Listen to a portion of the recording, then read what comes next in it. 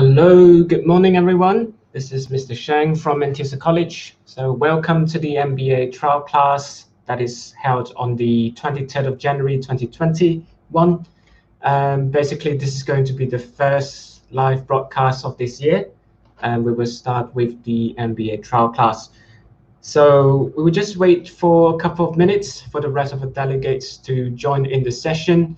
And of course, throughout this session, if you have any questions pertaining to this master's program or anything that is not clearly covered in these videos and session, please feel free to just drop a comments in the comment sections, and I'll be more than happy to actually assist you from there.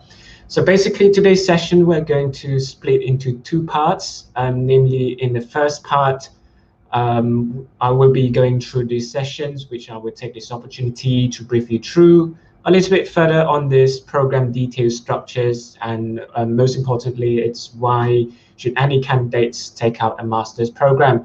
And then later on in the second session, I will give you a Zoom link where you can actually join in the live class.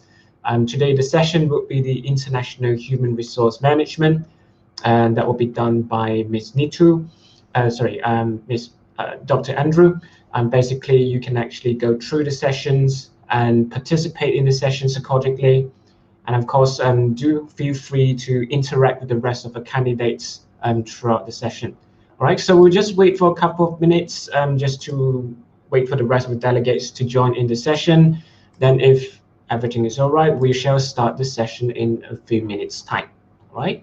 So as I mentioned throughout this session, if you have any questions, just feel free to leave a comment. I'll be more than happy to actually address the questions accordingly. Okay, so we shall wait for a couple of minutes and then we shall start the first part of the session. Okay. So for the latecomers, just to let you know, so this MBA trial class, we're going to divide this session into two parts. Namely, this is going to be the first session, which I'm Mr. Shang from the admission department. I'm going to bring you through, give you a walkthrough a little bit further on these program details and structures so that you have a clearer understanding.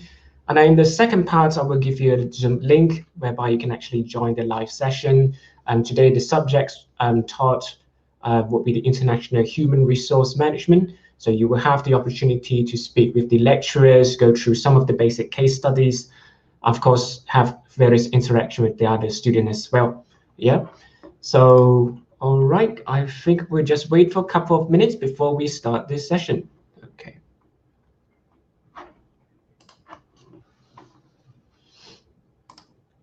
Of course, if you have any questions in between, just feel free to leave a comment. Yeah. I'll be more than happy to address them accordingly. All right, so without further ado, let us just start with the basic briefing. So basically, as I mentioned once more, I'm Mr. Shang from the admission department. So for today's sessions, I'm going to brief you through some of the important details about the master's program. So in terms of today's coverage under my sections, I'll be talking a little bit further about Manchester College. This is where we are from, some background, some achievement, so that you have a better understanding on who we are, where we're from. And then later on, I'll also talk a little bit further on the background of the university, such as the awarding body of this master's qualification. And then in the second part, I will go through a little bit details on, why should the candidates take out an MBA program, and what is a case study learning methods that you can actually learn out of it. And of course, what are the guidelines as a student if you join in the program? What are the guidelines as a student? And what are the format and formula for you to go through the case study learning approach? And then the last sections will go into the dry stuff, some program structure and details, and of course, together with whichever FAQ you have pertaining to the program. All right, so basically who we are. So basically, I'm from Manchester College. Manchester College is basically established since 1999 in Taman Dr. Ismail, Kuala Lumpur area. So since then, it has been established for the past 21 years. So basically, Taman, it's located in Kuala Lumpur at the suburb between Petaling Jaya. And you have a chance to drop by TDDI, or what we locals call. It is a very nice area where you have a lot of conducive shops, amenities and facilities around here. So for working adults, if you drop by for classes, let's say on the weekends, around here you can find anything: eateries, cafes, shops, and even shopping malls nearby. And our location is basically very much easily accessible by public transport. If you're coming in from using the rail network, such as the MRT, you can actually just drop by and locate and visit our campus here at Taman Tun. So basically, just some backgrounds about Manchester College and what we have done. So since our establishment for the past 21 years, Manchester College has successfully graduated more than 15,000 students within Malaysia as well as globally. So in fact, we have managed and successfully graduated students from more over 50 other countries. So we have vast experience in managing students from Malaysia, and other than Malaysia, we have experience in managing students from South Asia, Southeast Asia, even Middle Eastern, African continent as well, and even some other European countries as well. So basically, from now, as of 2021, Manchester College is the only college in Malaysia. We're proud to say that we are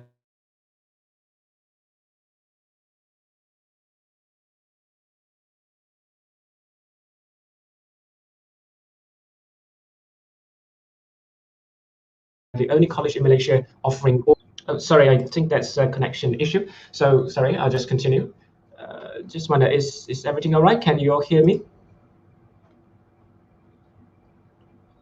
Okay, just do a test before I continue. Okay, there's a comment sections there. If you have any questions, just feel free to write a comment, so at least I know how can I help you with this, right? Okay, I shall just continue first. All right, so basically, we are proud to say that Manchester College, as of 2021, we are still the only number one or the only college status institution in Malaysia that offers the complete series of business program with full accreditation from the local governmental authority. When we mention the full series, it means by we have programs offered from doctorate program, level 8 program, all the way down to master's level 7, degree level 6, diploma level 4, and even certificates program level 3, all with fully accredited status. So what it means by it means that when students graduated from any of our programs offered with us, you can actually, for Malaysian students, you can bring your certifications and documents to the Ministry of Higher Education in Putrajaya, right, which is the capital administrative area in Malaysia, to get the necessary endorsement. Yeah, you may use this endorsement and details if you are planning for further migration, such as applying for jobs in neighboring countries, for example, to Singapore Republic, or even other countries such as immigration in Australia, Canada, New Zealand, etc. So those border controls, when they go through your documents, they will require your qualifications to be certified and endorsed by the local government authority. However, for foreign students or non-Malaysian students, if you graduate from our program as well, upon finishing this program, you may also bring your certifications to the Ministry of Higher Education before you return to your country to get the necessary government endorsement together with your esteemed embassy located in Kuala Lumpur to get the necessary endorsement before returning to your country. So by the time you go back to your home country, you can also get your local authority endorsement and necessary so that you don't have any issues moving forward. All right, so we're also proud to say that Manchester College, we have one of the largest faculty for doctorate students. I know that today's session is more into masters, but I'm just sharing with everyone's here that we have the experiences in managing students up to the doctorate level. We have successfully graduated quite a handful of students for the doctorate program, so that wouldn't be any problem for us to manage a master's or even an undergraduate program. All right. So other than that, in terms of our awards, basically Manchester College, we have received various awards from the governmental units and also the private section. But for today, I'm just going to list down whichever governmental awards that we have received. So basically, we received the Special Award Winning College status back in 2003 by the Ministry of Higher Education Malaysia. And then we got the MSc status, which is known as the Multimedia Super Corridor status, awarded by the government of ICT back in 2012. And of course, since all the lead of the university and college ranking, starting back in 2012, Manchester College has been consistently receiving a 4-star status out of maximum 5 stars, yeah, since 2012. So we're good and proud that we are managed to maintain the quality and program delivery and standards, as we would like to give the best teaching experience and student experience to our students, right? Okay, moving forward, what next? Let's talk about the background of the university. So just to clarify, for master's program, as and when a candidate applied and graduated from this master's program, although this program will be taught here by the faculty of Manchester College, it will be managed by us. However, we'd like to stress that upon completion of this program, you will be receiving a master's certification from a French university, and no mention of Manchester or Malaysia. It means that students can actually go through the program with us. You pay a cheaper Malaysian fees in ringgit, but at the end of this qualification, you will be receiving this French awarded qualification. So basically, this French university or the awarding body, let me just have the opportunity to brief you through some backgrounds for clear understanding. So the university name, it's known as, in English version, is known as the Paris Graduate School of Management. In short, we just call it PGSM. In French name, it's called ESGCI, right? You can say it is known as the École Supérieure de Gestion. So this is the French name. If you look up into the French education directory, you should be looking up under the ESG. So for any French ranking or university ranking, you must look up with its original name. However, in Malaysia, such as a Commonwealth country, we don't speak French. So to simplify the pronunciation, catering for the local market, we just call it PGSM in English version, right? But I mean, this is just a clarification because sometimes students will get confused. Should we call it PGSM or ESGCI? So it's basically the same. One is just an English version, the name, and the other one is the original French name, right? So basically just some backgrounds about the university. Basically, this institution or university is a private university established since the 1975 in the hub of Paris, the capital of France. So basically, as a private institutions, they have grown, leaps and bounds across the years. And after the operations for so many years, they have successfully, established more than 6 campuses in France alone. And as of now, in 2020 and 2021, they have an active students of around 6,000 plus students spreading across all the 6 campuses. So basically, in terms of their ranking, just to clarify, the PGSM ESGCI France, they only participate in the local ranking, which means there isn't any global ranking, right? Which means that they only participate the rankings among the institutions domestically in France. So within the domestic lead, basically they are given for the Paris district, the capital of France. In the Paris district, they achieved rank 16 cluster as the 3 Palmer School back in 2019, right? So they're one of the top 10% private institution in Paris, France itself. And of course, in the whole country of France, so they are ranked 30 across 250 business schools in France alone, the country itself, in 2019. Of course, they have also more than 130 active partners with other universities around the world. So it means that whatever syllabus that are captured by the university, they are always up to date because they always get in the new research and concept from the joint affiliation with the 130 university. So this is to ensure that whatever syllabus that are taught to the students carry across to the students. Now you will be receiving the most up-to-date syllabus and standards that is accordance to the global standards. All right. So moving on, what next? So just a quick one. Everyone is here today because you are keen to do a master's program. So basically, we just do an overview on why should the students do a master's program. So doing a master's program, yes, other than this is just a academic qualification, it actually serve as a learning platform, right, for students to grow your career. So students going through a master's program, at the end of this structure or the journey, you are able to develop the advanced flexible management skill. Compared to degree level, you will be learning just theories and basic application, but at degree level, you won't know what is the exact application into the real company world, because at that time you may be younger, you don't have work experiences. But now at the master's level, being the more matured students, other than just learning the business theories at the master's level, you are also being taught, right, across the program. You will be taught on how to actually adapt the business theory and then implement it accordingly into your company or scenario. So after this learning journey with us, we expect students to develop a more flexible and more matured decision-making skill to manage proper businesses. That is the first thing we want the students to take away from this program.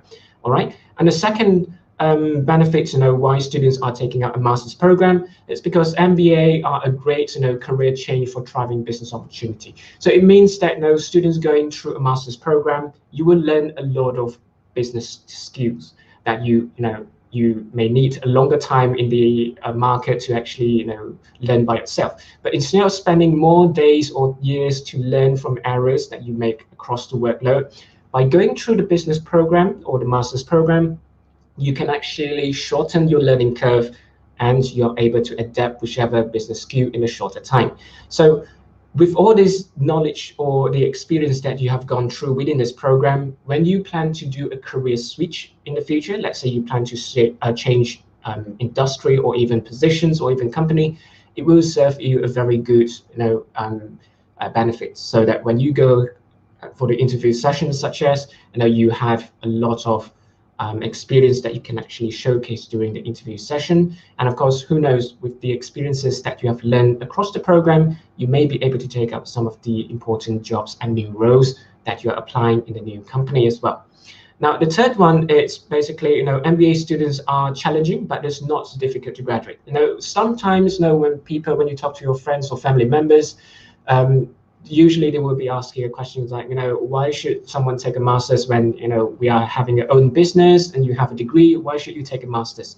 So basically, learning something new, it's always the best thing. I mean, as an entrepreneur, if you have, family business that you can run, or if you are in the top managerial positions, it's always not a very good thing for you to stay comfortable in your current comfort zone, but rather, it is always good to adapt new concept, learn new things, and then, whatever you have learned out, you can apply it in the real situation.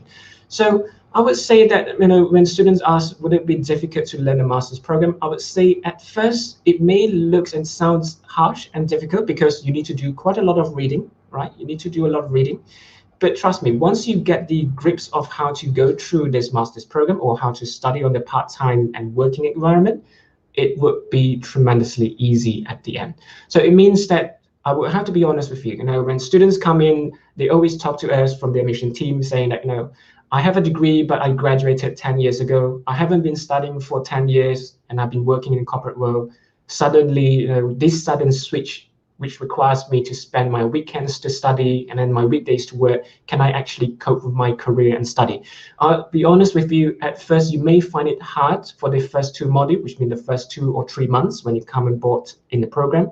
But once the students have gone through the learning cycle of the first 3 months, trust me, most of the students find no problems continuing the program on the month 4 onwards. Yeah, it's just an adaptability.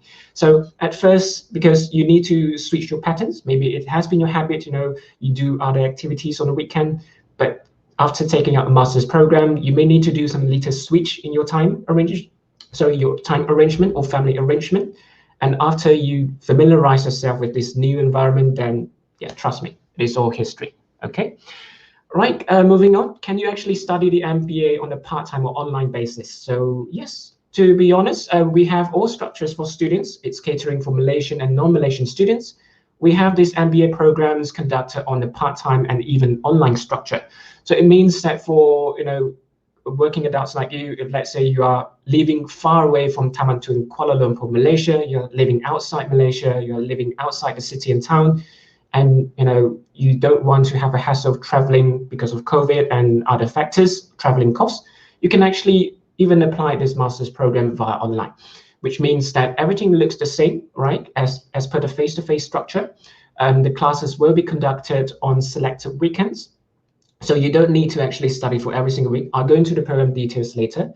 And then, other than just going through the classes on face-to-face basis, you just need to open from the computer, log into Zoom. We will provide the students the Zoom link and then participate the lessons accordingly. After the live sessions, right, then you can actually go through the materials that are available in the portal, and then you can always have discussion in the forum sections, discuss with your peers of the live session. So this is quite a good learning channel for busy working adults if you're located, outside the city and town. However, for some students, I know you always you always prefer learning methods that is involving face-to-face. Yes, if you are planning to do, if you prefer the face-to-face learning methods, yes, we also have this face-to-face structure, which means that you just need to come forward, visit our campus, and then attend the classes at our campus on that selected time. So yes, the answer is we have both structure, catering for both segment of students, depending on your options. Now, the next one, MBA degrees accept older students. I would say, I wouldn't use the word older students, but I would say, mature students. As long as you are a candidate who have experiences in the market, such as you have working experiences for, the best approach is 6 years and above, I'd say, then it shouldn't be any problem for you. It means that even though you have a degree in ICT, a degree in engineering, or something that is not related to business degree, so as long as your career, right, after you graduated, for example, from degree in engineering, and then you have been working in the business field for at least 6 years. So the definition of working in business field, business environment, it means by either you are involving yourself in a setup of the company, family business, right? You involved in dealing with sales negotiations, that is one of component of business, or you work with a company and you are being in charge as a team leader to spearhead the projects. That can be also known as a business experience. Now, anything that involves negotiations, setting up deals, securing sales, setting up a new unit, taking a lead of a team, those are known and clustered as business experiences. We don't really matter if you or candidates have a degree in engineering or ICT, but as long as you have the working experiences in those kind of environment, then yes, you are encouraged to apply for this, because whatever you go through under the master's program, it is quite identical to the real life situation, whereby you will always talk about negotiations, you can talk about deals, on how to actually make sure a project's gone through, without losing profits and etc. So those are the things that we will go through. It will be a very good platform for you to sharpen your skill as well along the way, right? So moving forward, what next? What are the benefits of doing a master's program? Basically, if you look up in the history in Google, you will notice that now the case study learning methods that are very popular with Harvard Business School in US. Now, the history of case study learning methods are all coming back in the history from France. So basically, the French institution were the pioneer to think of these ideas, to get all their students to learn real business tips and skills from real situation, rather than just sitting in the classroom going through theories. The French culture believed that no one can actually learn a real thing without touching or putting your hands into the case and experience it. So this is the culture that they are brought forward from. Okay. All right, let's move on to the next thing. Why case study learning methods? So just to clarify, when students come into the master's program, you are not expecting to sit in the class and listen to a PowerPoint slide with a theory, right? So in fact, at the master's level, when you come into the class and sessions, you will be going through cases studies. So what is case study? So case study is basically a set of documents, which means that before you attend the class, right, 1 or 2 weeks later, or even a month, we will provide a case study to the students, right? So you need to do some readings from this case study. So basically the case study, it's consisting of about 10 or 11 pages. It will talk about the company history, right? Some culture. What have the company done in the past, success story in the past. And of course, most importantly, the case study will actually, bring you as a reader and put you into the case, and you are the main spotlight. So basically, in simpler terms, it means that it's a simulation structure whereby when you read through, you will understand, okay, you are now being appointed as the decision maker of the matters, right? So it will tell you the history of the company, what have they done, what what have they recently achieved, and what is the future goals. But they have some issues in between on reaching that goal, and how should that be solved. So you are the man and you are the woman to solve the issues. So this is the learning approach of the case study. So imagine that when you come abroad with us under this master's program, you're required to go through this kind of training in various fields. Yeah, you need to go through in the field of management, the case study involving marketing, the case study involving international trade, the case study involving project management, the case study involving finance. Yes, you will be going through with all this real case study, drilling through the real example, and then you need to actually, put your hands into the case, take it out, strip it up. You can even give recommendations on what needs to be improved, what needs to be eradicated to achieve the goals. So you are the spotlight, you would need to achieve those goals. And of course, when you go through the program, you will be going through with all these 10 different areas. As I mentioned earlier, it was just 5 of them. And then you are expected to actually resolve the case accordingly. So we believe that after, when a student is going through this kind of practice for a longer period of time, let's say you go through the entire program, at the end of the learning outcome, you will be a graduate that is fully equipped with the up-to-date techniques, right? You will know what is the best approach and what is the main solutions that you can actually bring across in the real company cases. So these are some of the learning outcomes we want the students to take away when you graduate from this master's program. Okay, so let's look into the next thing, which is on the development of the skill. So what can you actually learn out of it? Just give you a quick summary.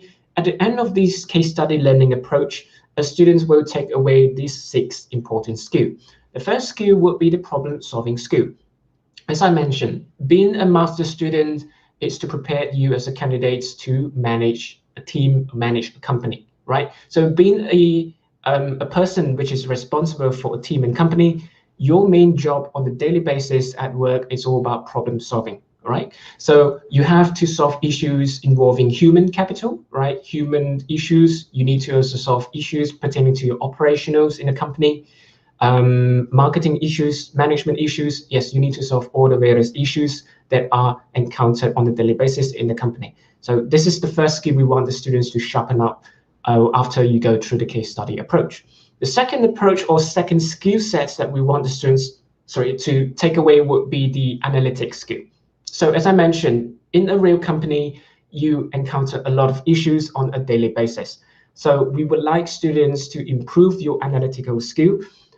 These can be achieved when you go through the case study, because you will have the ability to identify the issues, and then you need to actually, rank the issues accordingly, and then you need to actually find the best solutions to solve it, right? So you need to be very analytical. You need to be very fragile and flexible in solving an issues. So this is one of the important skills we want the students to take away from this program. The third one would be decision making in a complex situation. So to solve a problem is all about decision making. What is the best approach you need to take to solve an issue? It can be harsh, it can be hard, but it must be done, right? So these are some of the things that we want the students to make hard decisions, such as later we will go through some of the cases in the next slide, so that you have a taste on, how a case study is conducted. So it will come to a place where you need to make a hard decisions to solve a complex situation. Sometimes you need to throw away the past and move forward, or retain the history and modify the current issues before you can move forward. So that would be a decisions a managerial position needs to take. Third one would be the coping with ambiguities. So basically, you have a lot of issues, as I mentioned. When you solve this issue, you may affect the other factors.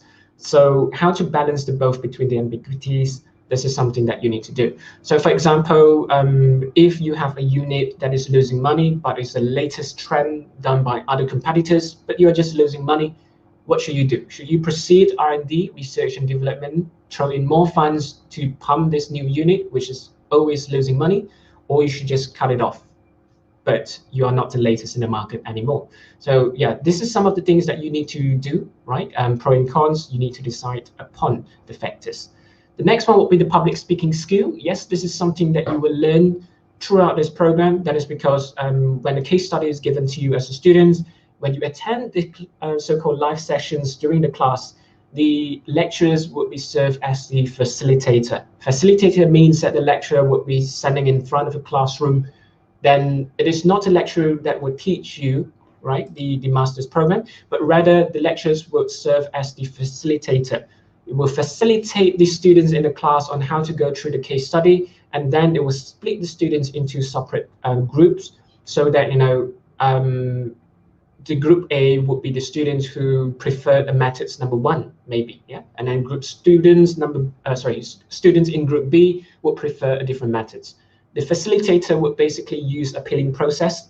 Peeling process means that when a student or a student leader is standing up and giving out a presentation on behalf of the team, the facilitator or the lecturer will basically do peeling process. Peeling process means they will always challenge your solutions, so that you can actually put in the pressure points where you can think of various what they call angles, right? Various angles to look into the matter. Right, we will go to that shortly. In the next slides to present a little bit further on these experience. The next one would be the leadership potential. So sometimes when the students, we do have a lot of students when they first join the master's program, they were a little bit shy. They are not they don't really like the public speaking part. But after, as I mentioned, after they have gone through this intense environment, I would say intense, I would say interesting environment for a couple of subjects, and then slowly they think that they have the capacity to actually spearhead the team. And by the subjects number 5 and 6, for example, they are willingly, voluntarily taking out the leadership role to spearhead the junior team. So this is some of the qualities that we like to see from our master's students. As and when you progress your study with us, we want to see development in terms of more, students will have more, courage. They have more confidence about themselves, and then they now have more confidence in leading a team to go into interaction. That is something that we want the students to take away by the time of the program. Okay, all right, so I'll just give you the next sections on the example of the case study. So I've been talking a lot of case study methods, so just give you a teaser on what is the case study methods. I'm going to present 2 cases here, just a very short one, just for you to have a taste of the case study. The first case study is what we call as the French electronic company expanding to Asia. So in summary, in just 5 minutes, I'll just complete this. It means that the case study starts from you as a reader. You read through these cases. I'll tell you, okay, you are coming from a French electronic company established in France. They have a history of 80 years in operation. And then the cases starts with you are being appointed as a manager to start up a new branch in Asia, particularly in Vietnam, right? So the reason why the company plans to set up a so-called factories in Vietnam is because they have another French competitors that has been in France earlier than them for the past 5 years, which means the competitors from France went to France and set up a branch 5 years in advance. So they are, your company in this case, think that they want to keep up with the competitive edge because of a cost factor, right? Producing items in Asian markets, it costs cheaper than producing in Europe. So your company have decided to actually set up another branch there as well in Vietnam. So the issues start off when you first set up a branch in a new territory. The first bucket of budgets was issued to you as the director of this operations to set up the necessity. So for example, the licensing, you spent money to get license from the government, setting up plants, hiring staff, local staff and everything. So those were the first budget used to set up the basic infrastructure. And then problems started when, after the basic is done, 2 local managers came to you. Now, the first manager asked you to request from the French HQ to get the second bucket of cash to do research and development, namely because most of the electronic components or technology used in France may not be 100% compatible with the gadgets and devices used in Asia, because the system is different, the regulatory system is different. So they require the second budget to do R&D, so you can do another adjustment so that you can cater to the local market. And then the same manager, right, also ask for the third budget. After doing R&D, research and development, we need the third budget to do marketing to fight the market. And then the second proposer, we call it manager B, give you a different proposer. Different proposer means by, they say, the manager B says, now this French company established for the past 80 years has been one of the best producing company in Europe, right? So it means that they have their own standards. It should not adapt to the local substandard, right? So what the local B manager asks you to do is to get just a budget and do marketing. Our product is good enough. We should just imply what we have, because this is our culture. It's 80 years culture. We shouldn't change our standards. Just take the budgets and do marketing. So in this situation, you have two proposals on the table. Should I modify the equipment or the structure to cater for local needs and spend more time and more money for marketing? Or I should just ignore the local trend. What is best in Europe works best with me, because it's all about the culture and quality that we believe in Europe, and then just take the money and budgets to do marketing, right? So you're given a decisions of two. What would you do in this situation? So these are some of the examples that the students are expected to go through. You will have a lot of discussion in the class, and then students are expected to give your final conclusions at the end of this session. All right, so this is just one example of the case study. Let me just give you the second case study. It's called the Camco case. So Camco case is involving a company, right, that is manufacturing car battery. So this car battery manufacturing company is called Camco. They have a long history of producing car battery. They supply car batteries to a lot of car manufacturers, and they're one of the top leaders in the market.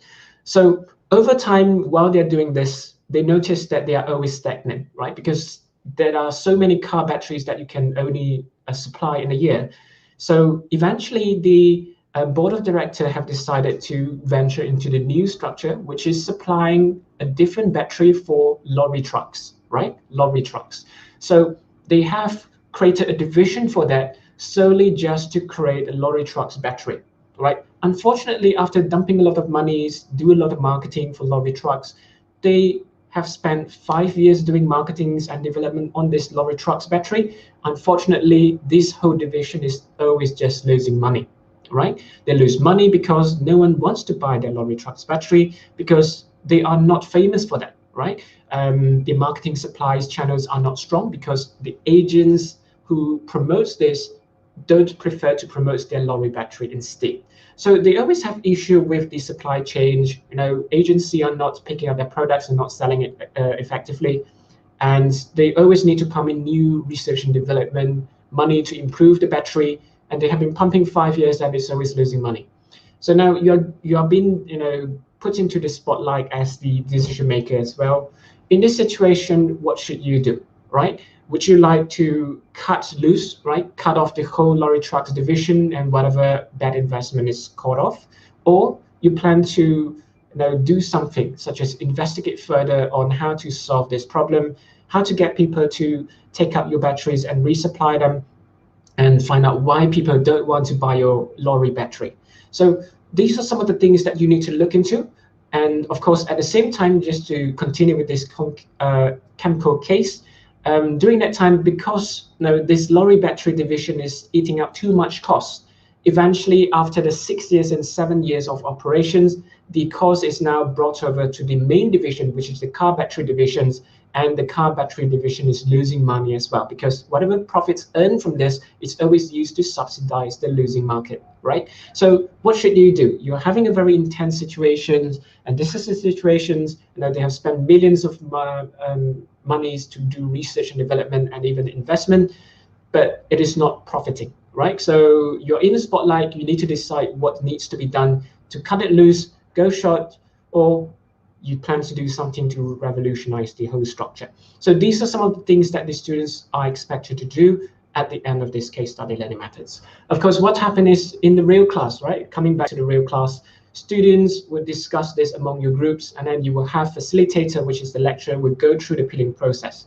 It means that when you give recommendations, right, the lecturers will always peer your process by asking, Why should you do that? And why don't you think of other solutions, for example? So these are some of the techniques that the lecturers would serve across the class. And imagine that these are some of the only 2 cases involved. You have to go through at least 10 cases throughout this program in this structure. So these are the 10 core cases you have to go throughout this program. And of course, for those students who actually like case study learning methods, you can also refer to the assignment cases. So if you are looking at the whole pack, you will be going through quite a lot of case study reading approach throughout this course to understand further. All right. So these are some of the things that the students are expected to go through when you come aboard with us. Okay, so just the last one about the guidelines. So when the students are going through the case study learning approach, what are the things that we want the students to formulate in the mindset? Basically, when the students go through a case study learning approach, we want them to always think of these questions, for example. Now, what is the main issue in your company cases? What is the main issue, you need to solve? You have many issues. Given just now, I provided 2 examples of the cases. You will notice that in each of these cases, you have a lot of issues. So what is the main issues that you want to actually solve? What is the primary issues first? And then what is the goal of your analysis? Which means after you go through the case study, you notice that you have issues here and there. So what would be the goals for me to achieve in order to solve the main issues, right? This is the question the students need to formulate when you go through the structure. The third would be the context of the problems. So context of the problem means that you have many issues, but which one is the priority issues? Because there is something what we call as the Pareto effect. Pareto effect means by if we are able to solve 20% of the issues, then that 20% will actually automatically resolve the 80% of the issues. So what is the Pareto effects for you to solve that 20% case, right? The next thing would be the key facts should be considered, such as if you plan, let's say the chemical case, if you plan to cut off the divisions, you have other factors to think of, such as your hiring contracts. If you dismiss your staff, you may have legal problems, such as the labor issues, right? Or licensing issues or contract issues. What other factors you need to consider before you make a decision? So those are the things you need to think deeply. As and when you go through the cases, then the facilitator will actually brief you through, and that is where you have that peeling process. The next one will be the alternative. Is there any alternative solutions for you to solve this problem? Those are the things you need to give recommendations at the end of this case study. The next one would be your recommendation and why. If you have formulated your ideas, you need to think of a very solid reason on why have you made those decisions. So basically, those will be discussed during the class. And of course, the actual decisions that you planned, right? You need to express it on the assessment book, which means that by the end of this discussion area, like it or not, you will still need to express it, because the marker, the university would like to see individual responses on individual decisions. So we would like students to really learn something out of it. So you will need to express your final decisions on writing. So that is something that we will go through in the assessment part later, all right? But these are some of the things that you'll be going through again and again throughout this program for at least 10 modules, all right? Okay, moving to the dry stuff for now, which would be the program structure. The program structure, it's basically just covering some basic info about this program. So before I go into, can I just check, is there any questions you have in mind? If you have questions, just feel free to leave a comment. Then I'll be more than happy to actually, address the questions accordingly. All right. So just feel free to write in the comments any questions you have. Then yeah, I'll just reply. Okay. I'll just move on to the next thing that will be on the program structure itself. Basically, the program that we are doing in introductions today will be the Masters of Business Administration program, the MBA, which is in collaboration with the French university known as the Paris Graduate School of Management. In short, we call it PGSM, of PSGI France. So just to clarify, although this is the French awarded qualification, but the entire program, the teaching, the cases, the assessment are all done in English. That is because it is managed by us here in Mantissa College in Malaysia. We are the Commonwealth country. Unfortunately, we are not familiar with French language, so we have actually delocalized it into English medium that is catering for the local markets here. And of course, in terms of the study duration, we have two structures, as I mentioned earlier. We have the face-to-face structure as well as the online structure. So for those students who prefers to attend classes on the face-to-face basis, then your study duration will be spread across minimum 3 semesters and up to maximum 6 semesters. To clarify in terms of semesters, over here at Manchester College, we have 3 major semesters in a year, known as the January semesters, the April semester, as well as the August semesters, right? So when we mention minimum 3 years, that means 1 year, or maximum 6 semester, that means 2 years, all right? So those are the expected study duration for students to complete this program. Then on the other hand, for those who are planning to go for the online master's program, yes, as I mentioned, you can actually join this program via online, completely online, and your study durations will be counted based on monthly basis. So for students going for online structure, your minimum study duration will be 12 months up to 24 months. I'll go into the details in the next slides on the duration. Now, since this program is fully accredited by the Malaysia Qualifications Agency, MQA, we call it. In short, it is the auxiliary body responsible for the quality assurance of the program here.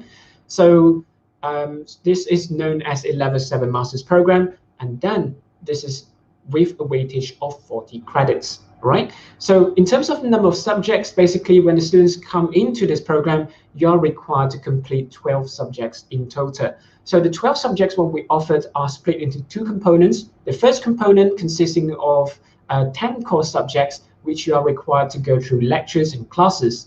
And then the second component is known as the subjects 11 and 12. It's known as the singular component of your master's projects. Now, for the under this first component, these 10 subjects will be offered and delivered to students in a modular basis. In short, modular basis means that one subject is offered at a point of time spreading across 4 weekends. Let me give you an example class schedule for better understanding. Now, assuming that you are joining in for the next class, let's say in February, for example, in the month of February, you have 4 weekends. So what happened is student, regardless you are coming for face-to-face or online, the structure remains the same, yeah? So it means that once you come in and start your class in February, you'll be taking, say, subjects number 1. Now, the subjects number 1, you're required to attend classes on the first weekend, the Saturday and Sunday, following Malaysia time from 10 o'clock in the morning ends at 5 p.m. for 1 weekend, Saturday and Sunday. After that, across the weekend 2 to 4, you don't need to attend any official classes or no online classes, but we will give you the materials through the student portal for self-study use, right? So comes to weekend number 4, you're only required to attend a 3 hours examination. For those who are going for face-to-face classes, you need to come forward back to the institution to attend a 3 hours case study exam. That is where you need to express your ideas and your final solution in writing. Yeah, that is what we meant as assessment. And for those students who are going for online structure, you're also required to attempt a 3 hours exam, but being an online student, you can actually complete that via online, which means that you have to log into our student portal, a special code will be given to you, and then you need to attempt your online examination within 3 hours, right? So after you completed this thing, don't forget, on weekend 4, it is also a deadline for you to submit your assignment, right? Which means regardless if you are face-to-face students or online students, on week 4, you need to do 2 things. Attempt a 3 hours case study exam, as well as the deadline for you to submit your assignment on the weekend number 4. Now, being a master's student, the expected work length per assignment per subject, it's approximately 2,005 words to 3,000 words per subject. You just need to submit it through online in the portal, and that would be all you need to do for 1 module. Once you understand this concept, all you need to do is just to repeat the same process again for another 4 weekends for the subjects B and so on. In fact, for all the first 10 subjects, you will be going through this exact structure and arrangement to complete this part 1 of this program, right? By the time you've completed your part 1 of this program, that is where you will start your part 2. The part 2, as I mentioned earlier, is known as your subjects 11 and 12.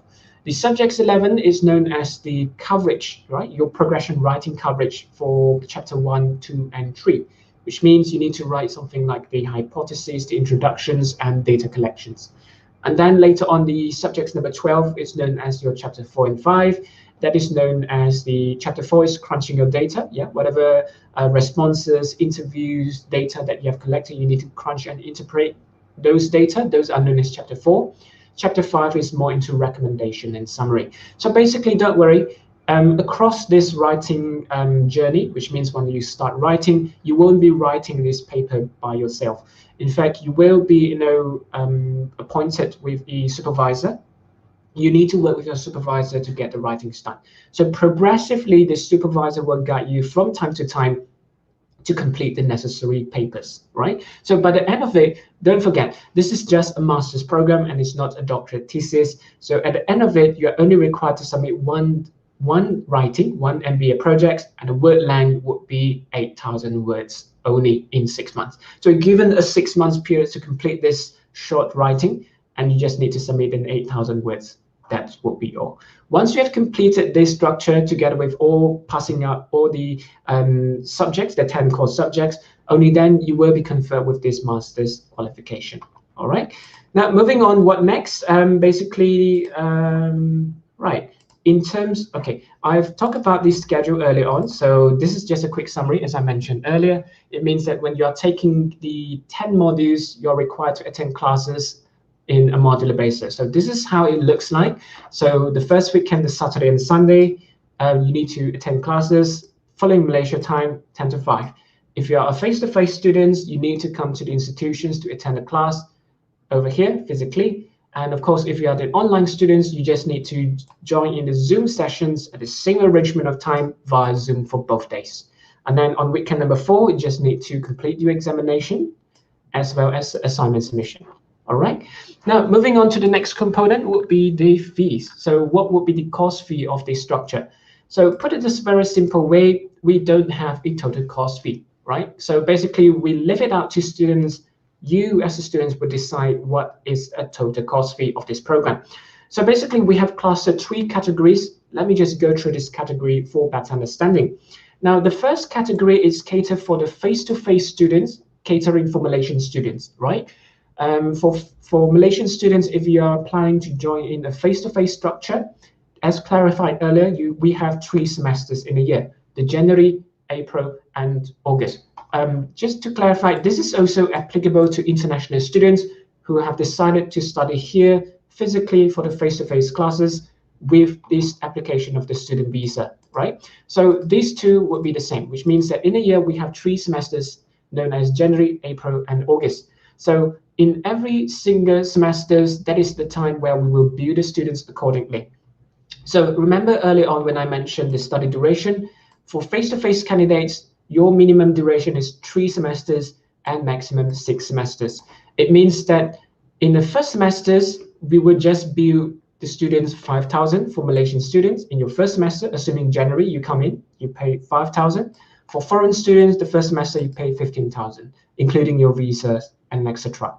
And then for the second semester, which starts in April and August, in every single year, January, April, August, the college will just bill you accordingly, 4,005 ringgit Malaysia in every single semesters.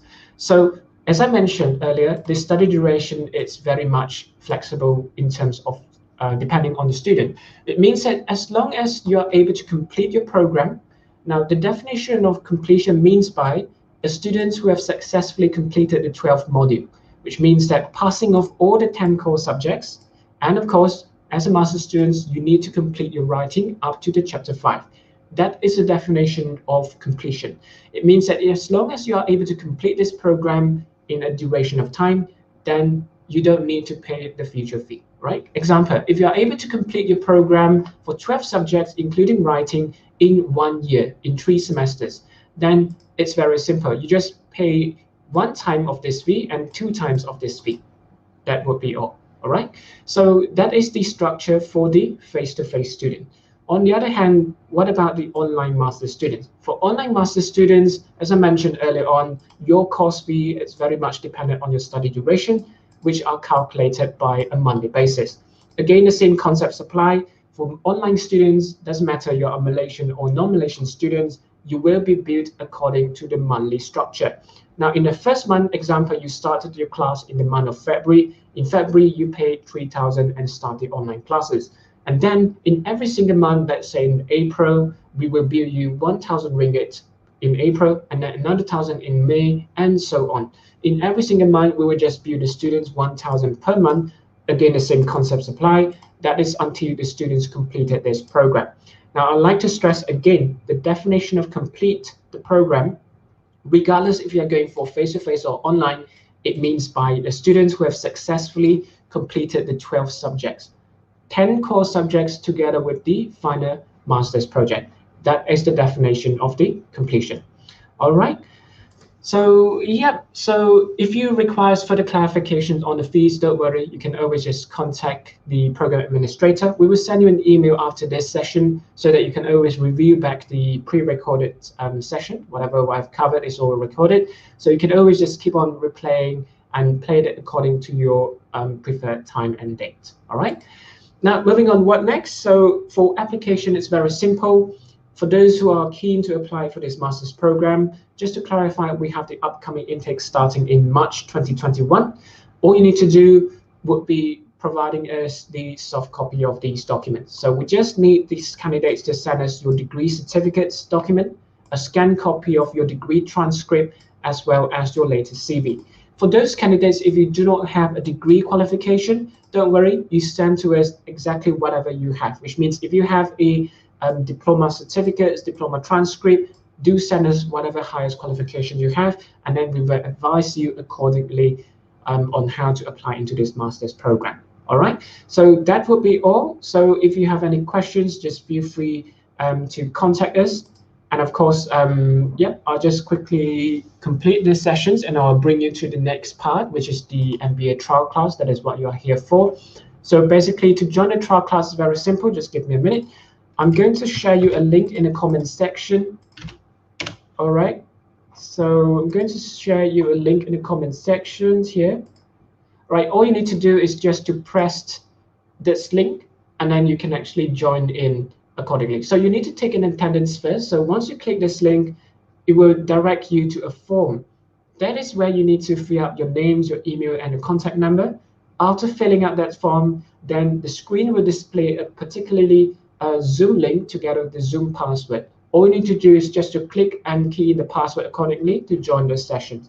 So just to clarify, this is a live real class that will be, that was conducted since an hour ago, 10 o'clock, all the way to 5 p.m. Malaysian time today.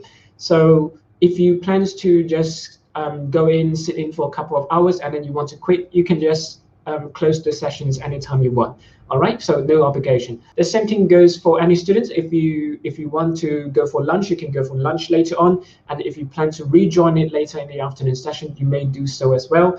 All you need to do is just to key in the same Zoom link together with the password. So don't worry, once you have filled up this copy of these attendance sheets, you will also receive an automated email where you can always refer back to the Zoom link provided. All right. So, yep, I hope this session finds you well. And of course, if you have any questions, thank you so much for your time. Just feel free to contact us, and I'll see you in the next session. All right, so for now, if you plan to join in the trial class, just feel free to click the links provided in the chat section, and then you can actually write the attendance, all right? Write the attendance, and then you will be provided with the Zoom link and the password. Okay, that will be all. Thank you so much for your attention and time, and have a great day.